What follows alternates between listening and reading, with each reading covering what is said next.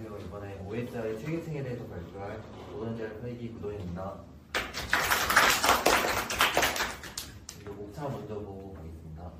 먼저 네트워크가 뭔지 간단하게 알아보고 나서 OSI 체계층 각각의 역할을 알아보고 실제 어떻게 네트워크가 전송되는지, 그 다음에 TCP/IP 모델과 간단하게 비교해보고 마치도록 하겠습니다.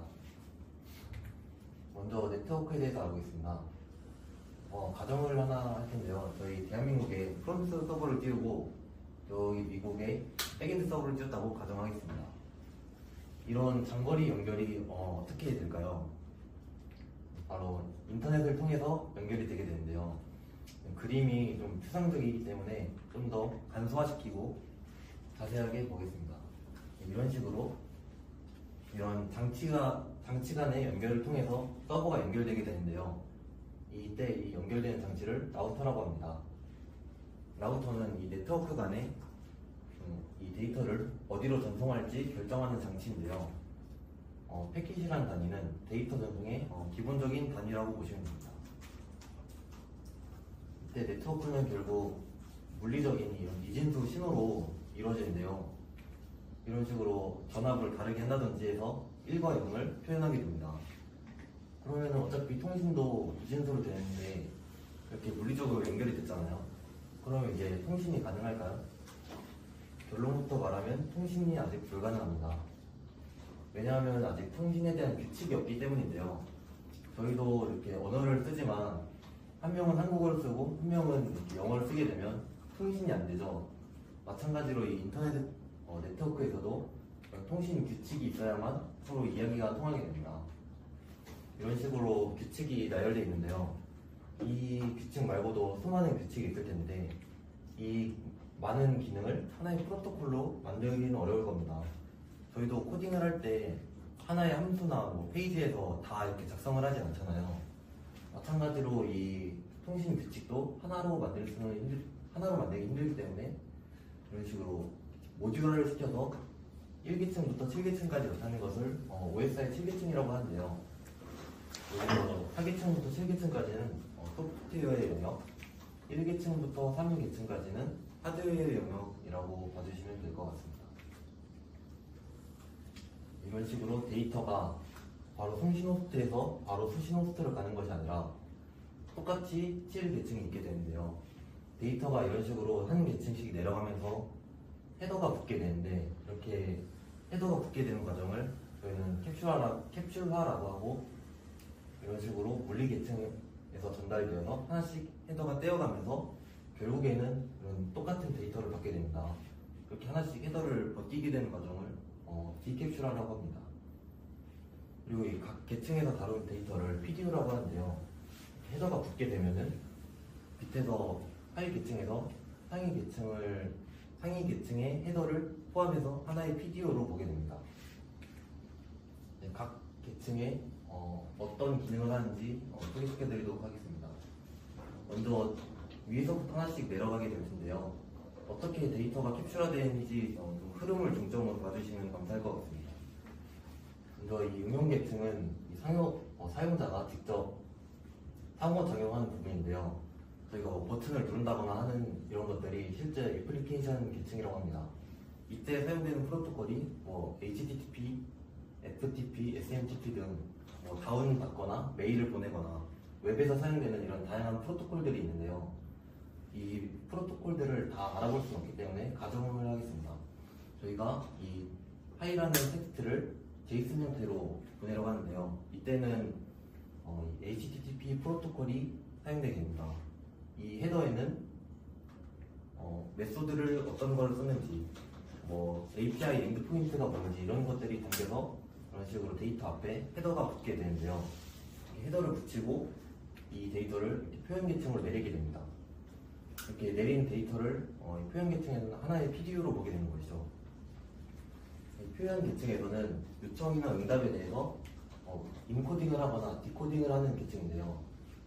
마찬가지로 이 아까 텍스트를 UTF 파일 방식으로 인코딩을 시키겠습니다. 이 인코딩 시켰다는 사실을 헤더에다가 담고 또 아래로 세션 계층으로 내리게 되는데요.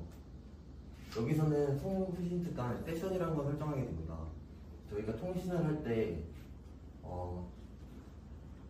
데이터 통신을 할 때 세션이라는 게 열리게 되는데요. 그 세션을 열 것인가 닫을 것인가를 결정하는 게 이 세션 계층입니다. 이런 설정 정보를 헤더에 붙이고 또 전송 계층으로 내리게 됩니다. 이 계층에서는 종단 간, 그러니까 엔드포인트 간 프로세스를 전송하는 역할을 하는데요. 데이터가 컴퓨터에 들어오게 되면은 그 데이터를 이 포트 번호에 의해서 어느 프로세스에 전달할 것인지를 전송 계층에서 하게 됩니다. 대표적으로 사용되는 프로토콜이 다들 들어보셨을 TCP랑 UDP인데요. TCP는 간단하게 설명을 하면 신뢰성 있는, 그러니까 모듈 제어 같은 것도 되는 이런 연결을 제공하는 프로토콜이고, UDP는 그런 거는 신경을 쓰지 않고 오로지 속도만 신경 써가지고 게임이나 뭐 라이브 스트리밍 이럴 때 사용하는 프로토콜입니다. 그리고 이 타겟층에서는 이 데이터를 세그먼트라는 단위로 나누게 되는데요. 이 세그먼트의 크기를 크게 만들어서 한 번에 많은 양의 데이터를 보내거나 좀 줄여가지고 조금씩 보내거나 하는 식으로 오류 제어와 함께 이 속도를 조절한 흐름 제어의 기능까지 하게 됩니다. 마찬가지로 이 설정 또한 헤더에 붙여서 네트워크 계층으로 내리게 됩니다. 네트워크 계층에서는 목적지간, 그러니까 IP 프로토콜을 통해서 저희 프론트 서버에서 백엔드까지 가는 그 IP를 이 헤더에다가 담게 되는데요. 아까 전송 계층과는 다르게 이제는 컴퓨터에서 컴퓨터에 어떻게 전송할 것인지를 설정하는 계층입니다. 그리고 다음으로는 데이터 링크 계층입니다. 여기서는 이제 인접한 장치, 그러니까 하나의 라우터에 하나의 컴퓨터가 있는 것이 아니라 다른 라우터도 있을 수 있고 다른 컴퓨터도 연결되어 있을 수 있겠죠. 그럴 때 이제 데이터 링크 계층에서 맥 주소를 이용해서 통신을 하게 되는데요. 이 맥 주소를 ARP라는 프로토콜을 사용해서 알아내게 됩니다. 이 ARP 프로토콜이라 함은 이 IP를 통해서 브로드캐스팅으로 맥 주소라는 걸 알아내는 프로토콜인데요. 제가 여기서 이렇게 여기 계신 분들한테 말하는 것처럼 브로드캐스팅이 이 연결된 장치에서 모든 장치에게 한 번에 방송하는 것을 말합니다. 이 IP 가진 사람 하면은 누군가가 딱 손을 들고 자기 맥 주소를 말하는 것을 이 ARP 프로토콜이라고 하는데요.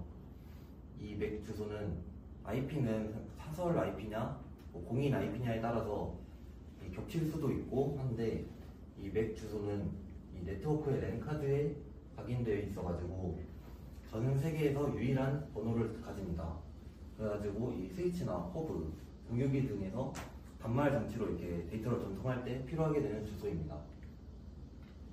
다음으로 이 데이터를 물리 계층에 들어오게 되면은 다시 이렇게 이진수로 변환을 하고 어떤 랜선으로 통신한다 하면 빛 신호나 아니면 이런 전기 신호로 변환을 시켜서 데이터를 만들게 되는데, 전송 과정을 한번 보겠습니다. 아까 저희 프롬프트 서버에서 이 데이터들을 이 빛 신호, 전기 신호로 만들었죠. 그래서 이런 식으로 데이터를 인접해 있는 라우터에 전달을 하게 됩니다. 이 라우터에도 마찬가지로 이 3개의 계층이 있는데요. 이 4개의 계층이 없는 이유는 굳이 데이터를 표현할 이유가 없기 때문에 다른 곳으로 전송만 하기 때문에 이 3계층까지만 존재가 하게 됩니다. 여기서 데이터를 받아서 다시 이런 데이터로 물리 계층에서 만들게 되는데요. 이 데이터 링크 계층으로 올려서 이 헤더를 분석하게 됩니다. 이 맥 주소를 확인해서 이 데이터가 나한테 오는 게 맞는지, 프론트에서 이 라우터로 데이터를 보냈으니까 얘는 나한테 보내는 게 맞구나 하고 다시 3계층으로 올리게 되는데요. 3계층에서도 마찬가지로 이 IP를 확인하게 됩니다. 이 3계층에 들어있는 IP는 지금 백엔드 서버의 IP죠. 그렇기 때문에 이 IP를 통해서 또 이 ARP 프로토콜을 사용을 합니다. 그러면 이제 이 백엔드 서버의 맥 주소를 알게 되겠죠. 이런 식으로 무슨 IP인 사람 알려줘 하면은 여기 백엔드 서버가 바로 지금 직접적으로 연결이 되어 있기 때문에 자기는 이런 맥 주소다 하는 것을 알리게 될 것입니다. 그 주소를 이 데이터 링크 계층에 헤더에 또 붙이게 되고 다시 물리 계층으로 내려가서 이 비트 이진수 신호로 바뀌고 다시 백엔드 서버로 전송이 되는 것이죠. 이 라우터에서와 마찬가지로 백엔드 서버에서도 동일하게 이 캡슐 하나씩 바뀌면서 데이터를 확인하게 됩니다. 이렇게 헤더를 확인해서 자신의 맥 주소랑 맞는지 확인하고 IP 주소도 이번에는 맞으니까 다시 전송 계층으로 올려보내겠죠. 그리고 이 TCP 프로토콜로 이게 오류 검출 등을 하게 되는데, 뭐 예를 들어 데이터가 손실되면 다시 요청을 한다거나 하는 식으로 오류 검출을 하고 다시 이 세션 계층으로 올려보냅니다. 그리고 이 세션 계층에서 아까 설정했던 세션을 유지할지 아니면 계속 정보를 받을지를 판단해서 다시 표현 계층으로 올리게 되면 아까 그 UTF-8이라는 걸로 인코딩을 했기 때문에 그 정보를 토대로 다시 디코딩을 시키게 됩니다. 그리고 7계층에 올라가 되면 저희가 앱에서 설정하는 뭐 HTTP 메소드나 URL 등에 의해서 어떠한 처리가 이루어지겠죠.